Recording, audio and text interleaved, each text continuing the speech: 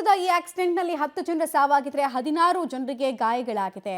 ಇವರಿಗೆ ಪ್ರಮುಖವಾಗಿ ಯಲ್ಲಾಪುರ ಮತ್ತು ಹುಬ್ಬಳ್ಳಿಯ ಆಸ್ಪತ್ರೆಯಲ್ಲಿ ಚಿಕಿತ್ಸೆಯನ್ನು ಕೊಡಲಾಗ್ತಾ ಇದೆ.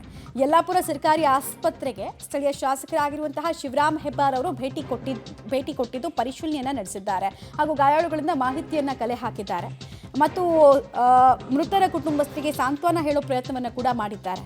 ಗಾಯಾಳುಗಳ ಆರೋಗ್ಯವನ್ನ ಶಾಸಕರು ವಿಚಾರಿಸಿದ್ದಾರೆ. ಮೃತದೇಹಗಳನ್ನು ಆದಷ್ಟು ಬೇಗ ಸ್ವಗ್ರಾಮಗಳಿಗೆ ಸಾಗಿಸೋದಕ್ಕೆ ಸಂಬಂಧಪಟ್ಟಂತಹ ಅಧಿಕಾರಿಗಳಿಗೂ ಕೂಡ ಸೂಚನೆಯನ್ನ ಕೊಟ್ಟಿದ್ದಾರೆ. ಕುಟುಂಬಸ್ಥರ ಆಕ್ರಂದನ ಇದೇ ವೇಳೆ ಮುಗಿಲು ಮುಟ್ಟಿದೆ. ಯಲ್ಲಾಪುರದಲ್ಲಿ ವೆರಿ ಅನ್ಫಾರ್ಚುನೇಟ್ ಇನ್ಸಿಡೆಂಟ್ ಒಂದು ನಡೆದು ಹೋಗಿದೆ.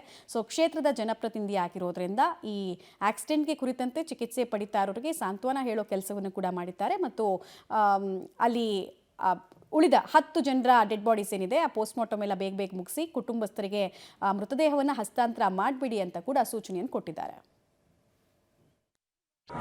ಹುಬ್ಬಳ್ಳಿಯಲ್ಲಿ ನಡೆದಂಥ ದುರ್ಘಟನೆ ನಿಜಕ್ಕೂ ಕೂಡ ಒಂದು ಕರುಳು ಹಿಂಡತಕ್ಕಂಥ ದೃಶ್ಯ ಇದೆ.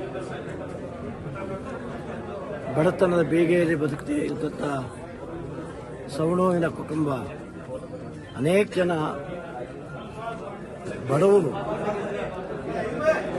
ತರಕಾರಿ ವ್ಯಾಪಾರಿಗಳು, ಜೀವನಕ್ಕಾಗಿ ತರಕಾರಿ ವ್ಯಾಪಾರಕ್ಕೆ ತರಕಾರಿ ತೊಗೊಂಡೋಗ್ತಕ್ಕಂಥ ಕಾಲದಲ್ಲಿ ಆಕ್ಸಿಡೆಂಟ್ ಆಗಿ 9 ಮಂದಿ ಎಲ್ಲ ಅಲ್ಲೇ ಸ್ಥಳದಲ್ಲೇ ಸಾವನ್ನೀಡಾಗಿದ್ದಾರೆ.